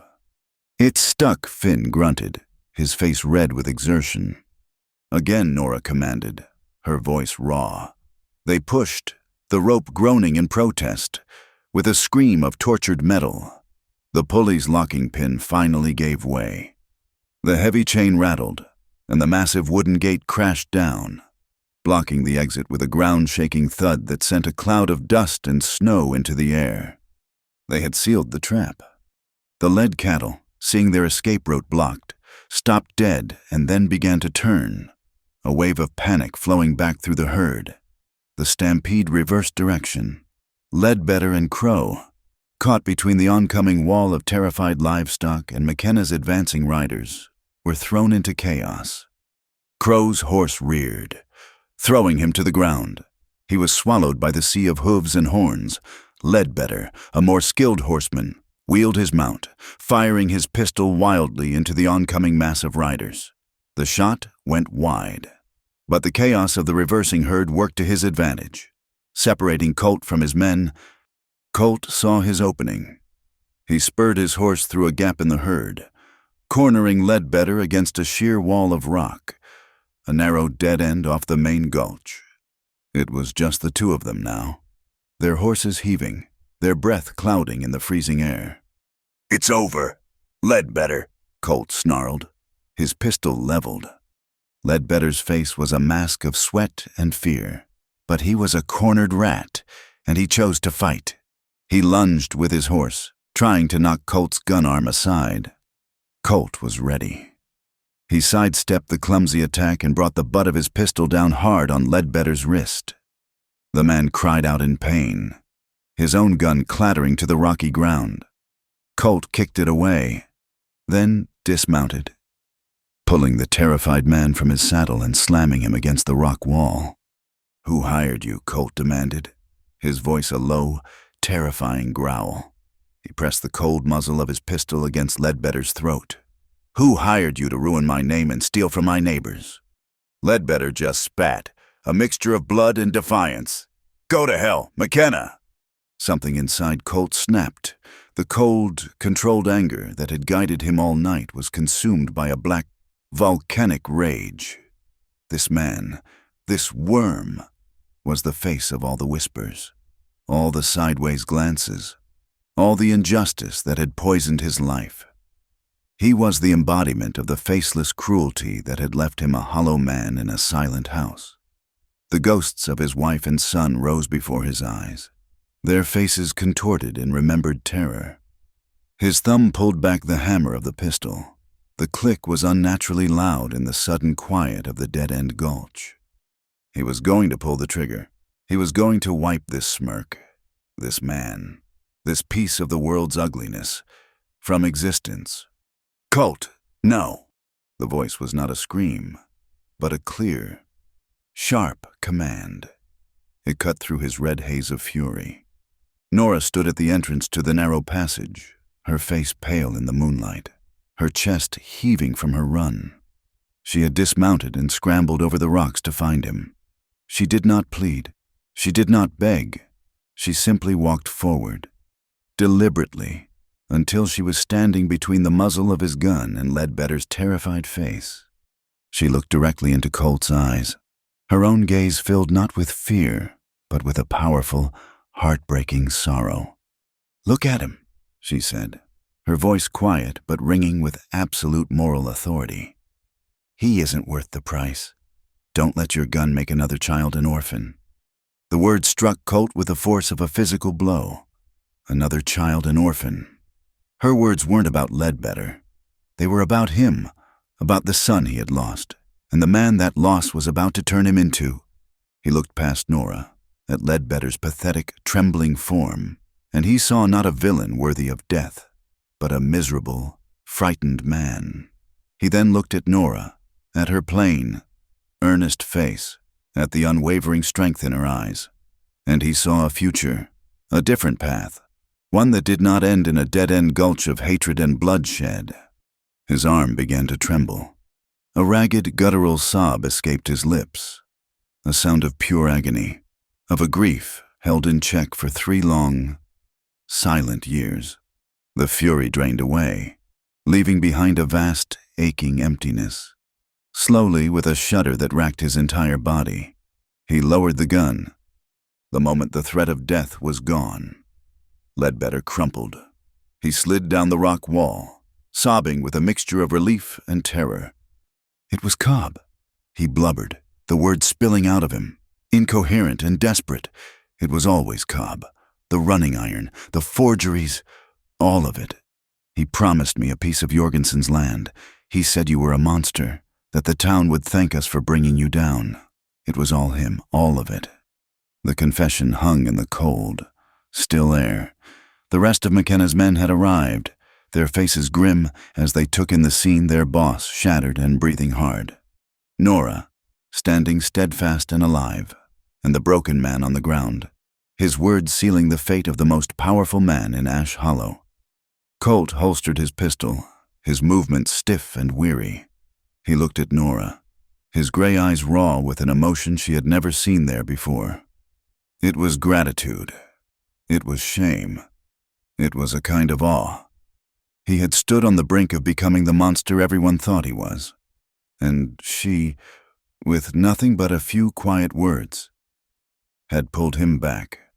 Silas, the old hand, stepped forward. What do we do now, boss? Colt took a deep, steadying breath, the cold air clearing his head. The decision was made. The path was clear. We tie him up, he said, his voice regaining its strength. We gather the cattle. We ride back to town, not to the sheriff, to the people. We'll have a trial at sunup, right in the middle of the street, for everyone to see. The procession that entered Ash Hollow at dawn was not a posse returning with a hero's welcome. It was a somber parade of reckoning. Colt McKenna and his men rode at the front, their faces grim and set like stone, caked with the dust of the hard night's ride. Behind them came the stolen cattle, their altered brands a visible testament to the crime, their lowing a mournful, confused sound in the cold morning air. In the center of the riders, bound at the wrists and slumped in his saddle, was Ledbetter, his face a miserable mask of defeat. The town was just beginning to stir. Lights flickered on in windows. The blacksmith's hammer had not yet begun its daily rhythm, but the sight of 30 cattle being herded down the main street brought people to their doors, their curiosity quickly turning to stunned disbelief as they recognized the brands Jorgensen's, the Triple C's Millers, all clumsily altered to resemble McKenna's mark. Colt reined in his horse in the center of the square, the very spot where Nora had sold her pies, the very spot where he had first intervened in her life. His men formed a loose, silent circle around the cattle. He didn't shout or make a grand pronouncement. He simply waited. The town, drawn by a force more powerful than a bell, began to gather. They came in ones and twos, pulling on coats over their nightshirts, their faces a mixture of confusion, fear, and a dawning, terrible understanding. Mr. Jorgensen, a stooped, white-haired rancher whose shoulders seemed permanently bowed by hardship, pushed through the small crowd. He stared at the cattle, his eyes tracing the mutilated brands on their hides. He looked at Colt, not with accusation, but with a bewildered plea for an explanation. These are my heifers, he stammered, the ones that went missing 2 weeks ago. It was then that Reverend Ellis appeared, his Bible held in his hand as if it were both a shield and a source of strength. He took in the scene, the cattle, the armed men, the prisoner, The silent crowd and his face grew grave. "Colt," he said, his voice the calm center of the growing storm. "What is the meaning of this?" Before Colt could answer, a voice, slick with manufactured outrage, cut through the air. "The meaning is clear. Reverend, we have caught a cattle baron in the act. McKenna has finally shown his true colors, preying on his desperate neighbors." Abner Cobb strode from the front of his bank, fully dressed in a tailored suit and a starched collar, a pillar of civic outrage. He pointed a damning finger at Colt. "I have the paperwork, the notes proving he's been entangling these good people in his debts before robbing them blind." He held up a sheaf of papers, including the forged promissory note from Jorgensen to Colt. The crowd murmured, their loyalties torn between the evidence of their eyes and the authority of the man who held their mortgages. Colt didn't even look at Cobb. His gaze was fixed on the townspeople, on his neighbors. He dismounted, his movements deliberate. He walked to Ledbetter and pulled him from his horse, shoving him into the center of the circle. "This man," Colt said, his voice low but carrying with a cold, clear power, "was caught last night, along with his partner, driving these cattle off my land, these cattle, which he had stolen from Mr. Jorgensen and the others, and rebranded with my mark." He then produced the running iron, tossing it to the ground at Ledbetter's feet. The ugly, curved hook gleamed in the morning sun. He did it with this, a rustler's tool. He turned and looked directly at Cobb, his eyes like chips of flint. And he did it on the orders of the man who holds the forged notes, the man who stood to gain all their land when they defaulted, the man who planned to use my name to cover his crimes. Cobb laughed, a sharp, dismissive sound. His word against mine, the word of a known rustler and a recluse against the town banker. It's absurd. This is a conspiracy, a desperate attempt to deflect his own guilt. He looked around at the crowd, his expression shifting to one of oily sympathy. And he's used a poor, unfortunate woman to do it. His gaze fell on Nora, who was standing quietly by the supply wagon with Finn and old Pike. He's taken this baker under his roof. Who knows what lies he's filled her head with, what promises he's made to her. He's bewitched her, used her as a pawn in his scheme to seize control of the valley. He lowered his voice, making it sound confidential, sorrowful, a woman of her station. She is easily manipulated. She sees a chance to be the mistress of a great ranch, and she will say whatever he tells her to say. The accusation was a venomous cloud, settling over the crowd, playing on all their previous whispers and prejudices. They looked at Nora, their eyes filled with suspicion. She was the outsider, the anomaly. Cobb's story, as ugly as it was, made a twisted kind of sense to them. Colt started to move toward Cobb, a murderous look on his face, but a small hand on his arm stopped him. It was Nora. She shook her head slightly, her expression not one of fear, but of profound, weary resolve. This was her fight, too. She had to face it herself. She stepped forward, away from the protection of Colt and Pike, into the center of the circle. She was not an accuser. She was not a victim. She was simply Nora Bell, a cook. The crowd fell silent, waiting for the tears, the denials, the hysterics. She gave them none of that. She looked not at Cobb, but at the faces in the crowd, at Mrs. Gable from the general store, at the blacksmith's wife, at Mrs. Pritchard, who stood at the back, her face a mask of smug vindication. "My name is Nora Bell," she began, her voice quiet but carrying in the stillness. It was not the voice of an actress, but of a woman stating a simple fact. "I came to Ash Hollow last spring after my mother passed. The only things I owned were her Bible, her sourdough starter, and the knowledge of how to bake bread. I rented a room from Mrs. Pritchard."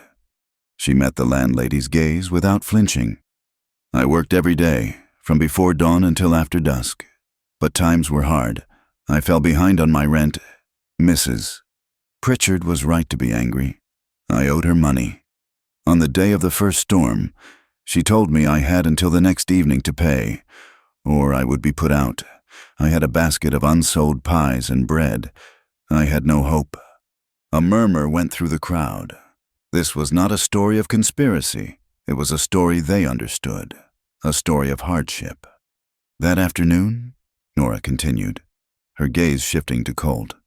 Mr. McKenna bought all of my wares. He paid me more than I asked.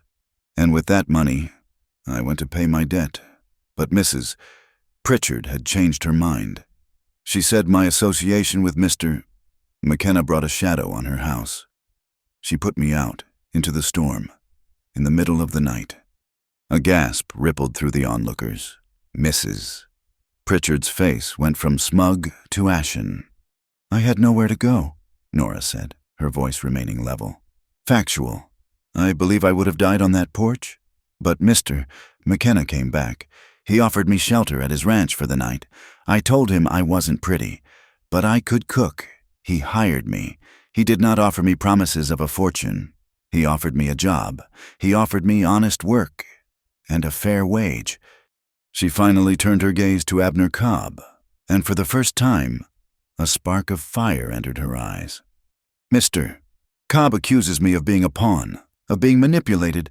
The only thing that has ever manipulated me, sir, is the threat of starvation. The only thing that has ever controlled me is the need to earn my own way, to keep a roof over my head without sacrificing my dignity. I did not uncover this crime for a share of a ranch. I did it because I was given a place at a table, a place in a home that needed one.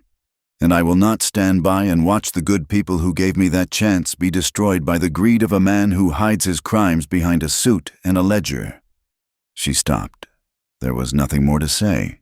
She hadn't accused Cobb of forgery or rustling. She had simply told her truth, a truth so plain, so honest. It stripped away all of Cobb's elaborate lies, leaving them exposed and ugly. The silence that followed was profound. The townspeople looked at one another, their faces filled with a dawning shame. They had whispered about this woman, judged her, scorned her, and she had just shown them a strength and an integrity that shamed them all. Reverend Ellis stepped forward, his face etched with a grave sadness. Abner Cobb, he said, his voice ringing with a newfound authority. The evidence of the cattle is before us. The testimony of your hired man is damning, and the character of this woman is unimpeachable. He held up the forged document. This signature is a lie, just as your accusations are a lie, in the absence of the county sheriff, and in the presence of this community. I am placing you under arrest. You will be held in the blacksmith shed until the law can arrive. Cobb's face, for the first time, crumpled in genuine fear. His power, built on paper and whispers, had dissolved in the face of simple, spoken truth. Two stout ranchers stepped forward, taking him by the arms. He didn't resist. He was a hollow man, his authority gone. As the crowd began to break apart, murmuring amongst themselves, Colt stepped up beside Nora. He looked out at the people, his people, who had misjudged him for so long. My house, he said, his voice rough with emotion, has been a quiet place for 3 years, a place of shadows. It is no longer silent, and that is thanks to a woman who is not pretty by your standards, but who is the best I know at cooking, at saving a life, and at keeping a fire going when the world is cold. He didn't look at Nora as he spoke, but he didn't have to. Every word was for her. It was a public declaration, not of love, but of a respect so deep it was more powerful than any romantic confession. He had taken the insult that had defined her and turned it into a badge of honor.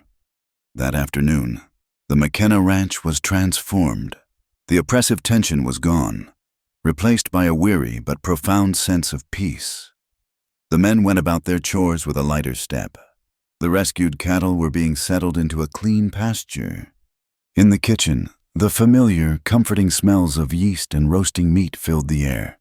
The room was warm, the heart of the house beating steadily once more. Nora was at the large soapstone sink, her hands deep in a basin of hot, soapy water, washing the mountain of dishes from the midday meal.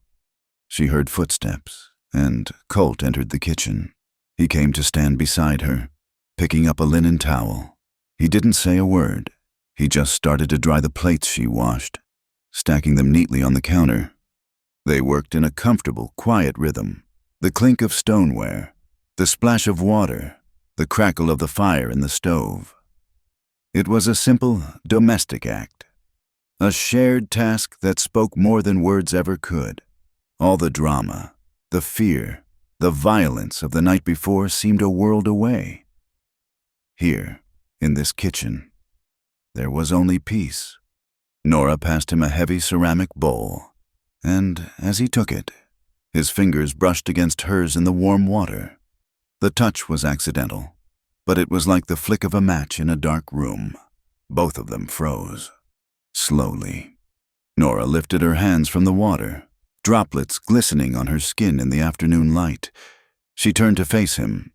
He put down the bowl and the towel and turned to face her. He was so close. She could see the exhaustion in his eyes, but beneath it, she saw the raw emotion he had shown in the gulch, the gratitude he had displayed in the town square. The walls he had so carefully built around himself were gone. He raised a hand, his touch infinitely gentle, and brushed a stray wisp of flour from her cheek. His thumb lingered for a second on her skin. She didn't pull away. She leaned into his touch, just slightly, a gesture of trust and acceptance. And then he lowered his head and kissed her. It was not a kiss of passion or desperation. It was a kiss of profound tenderness. It was as simple and honest as her speech in the town square. It was light, brief, and it tasted of gratitude and the promise of a new beginning. When he pulled back, he rested his forehead against hers for a moment, their breath mingling. "Thank you, Nora," he whispered, his voice thick with an emotion he couldn't name. "We did it together," she whispered back. The door to their future, a future neither of them could have imagined, had just been quietly, gently opened. The winter that followed was long and hard, but the bitterness was gone from it. The snow that fell seemed to be a blanket of cleansing white, burying the valley's old, ugly secrets and allowing the land to rest. The arrest of Abner Cobb sent a shockwave through the county. When the sheriff finally arrived from the county seat a week later, he found a town already changed. The fear that had been Cobb's currency was worthless, and the truth, once spoken aloud, had a power that no amount of money could buy. Cobb was taken away in irons, his financial empire of deceit crumbling into dust behind him. Life on the McKenna ranch settled into a new, deeper rhythm. The house, which had once been a cold shell of memory, slowly began to breathe again. The change was not loud or sudden, but a series of small, quiet transformations. Laughter, a sound that had been absent for 3 years, began to echo in the halls, usually sparked by one of Finn's antics. The boy, now a permanent fixture, had shed the wary, haunted look of an orphan and moved with the easy confidence of someone who knows he belongs. One crisp morning, as the first signs of the spring thaw began to show in the dark, wet earth peeking through the snow, Nora knew it was time to close the final chapter of her old life. She rode the supply wagon into town, her purse heavy with the wages she had so carefully saved. She walked not with the downcast eyes of a debtor, but with the straight-backed posture of a woman with a purpose. She found Mrs. Pritchard sweeping the porch of the boarding house, her movements still as sharp and unforgiving as ever. The woman looked up as Nora approached, her face tightening into a familiar mask of disapproval, though it was now tinged with a grudging uncertainty. Nora didn't offer a pleasantry. She simply reached into her purse and counted out the exact amount of the 2 months' rent she had owed. She placed the coins firmly in the landlady's hand. "This is what I owed you, Mrs. Pritchard," Nora said, her voice calm and even. Then she counted out another month's rent and placed it on top of the first pile. "And this is for the trouble I caused you. I am officially giving my notice. My belongings were removed some time ago." Mrs. Pritchard stared at the money in her palm, her mouth slightly agape. She had expected pleas, or perhaps even gloating. This quiet, dignified transaction left her speechless. She looked at Nora, at the woman she had thrown out into a deadly storm, and saw not a pauper, but someone who held a power she couldn't comprehend. There was no accusation in Nora's eyes, no lingering resentment. There was only a clean, final settling of accounts. It was, in its own way, a far more profound rebuke than any angry words could have been. Nora gave a small, polite nod. "Good day to you, ma'am." And with that, she turned and walked away, leaving Mrs.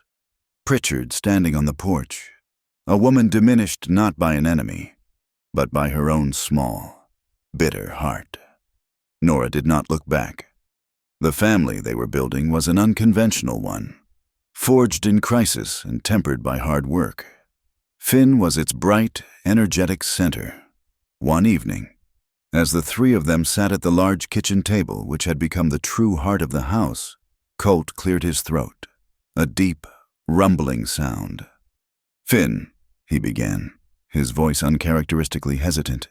He looked at Nora, who gave him an encouraging smile. "Nora and I have been talking. This ranch, it needs more than just hands. It needs a future, and a future needs young men to learn the trade." Finn looked from Colt to Nora, his expression wary, as if bracing for a blow. "This is your home now, son," Colt continued, his voice growing stronger. "Sure, if you'll have it, we want to offer you a formal apprenticeship. You'll learn the books, the stock, everything there is to know about running this place. You'll earn a wage, and you'll have your own room in this house. For as long as you want it." He paused, his gaze softening. "And when the time is right, and the circuit judge comes through, we'd be honored to make it official, to put our name to yours, if that's something you would want." The words hung in the air. It wasn't a flowery speech, but it was a promise, as solid and real as the stone of the fireplace. Finn stared at him, his mouth opening and closing, but no words came out. His eyes, for so long the sharp, knowing eyes of a survivor, suddenly filled with the innocent, overwhelmed tears of a child who has finally been given the one thing he never dared to hope for. He didn't cry or shout. He just nodded, a frantic, jerky motion, unable to speak past the lump in his throat. And for the first time, he launched himself from his chair and threw his arms around Colt's waist in a fierce, desperate hug. Colt, startled, froze for a second. Then his large, calloused hand came up and rested gently on the back of the boy's head, holding him close. Nora watched them, her own eyes shining, and knew that the ghosts that had haunted this house were finally, truly at peace. As spring arrived in earnest, the valley transformed. The snow receded, revealing the miracle of new, green grass. The streams, swollen with meltwater, sang a boisterous song, and the air grew soft, carrying the scent of damp earth and new life. Calves, knock-kneed and clumsy, kicked up their heels in the pastures. The ranch transformed with the season. On a patch of level ground between the main house and the bunkhouse, construction began on a new building, a proper mess hall, large enough to seat 30 men, with its own spacious modern kitchen. It was Nora's design, a place of efficiency, light, and community. Old Pike, his former resentment long forgotten and replaced by a fierce, paternal pride, was to be her foreman. The undisputed king of the butchery and the smokehouse. The new hall was a statement this was a place that valued its people, a place where the act of breaking bread together was the foundation of everything else. The relationship between Nora and Colt grew as naturally and quietly as the grass on the prairie. There were no grand declarations, no passionate displays. Their love was a language of shared tasks and quiet understanding. It was in the way he started bringing her the first prairie wildflowers that bloomed by the creek. It was in the way she knew exactly how he took his coffee and had it waiting for him when he came in from a long day's ride. It was in the evenings they spent on the porch, watching the stars prick the vast, dark sky, talking of the future of new breeds of cattle, of crop rotation, of the day the railroad might finally come through. They were partners in every sense of the word, their lives woven together stitch by stitch. One evening in early May, when the prairie was a lush carpet of green and the air was sweet with the scent of clover, he asked her. They were standing by the corral fence, watching the new foals chase each other in the twilight. He didn't kneel. He didn't produce a ring. He just turned to her, his face serious in the fading light, and took her hand. His was large and rough. Hers was small and flower-dusted. They fit together perfectly. "I suppose," he said, his voice a low rumble. "We've been a family for a while now, but the law has its own way of seeing things, and I'd like to see things its way. With you." He looked into her eyes, his own gray gaze clear and true.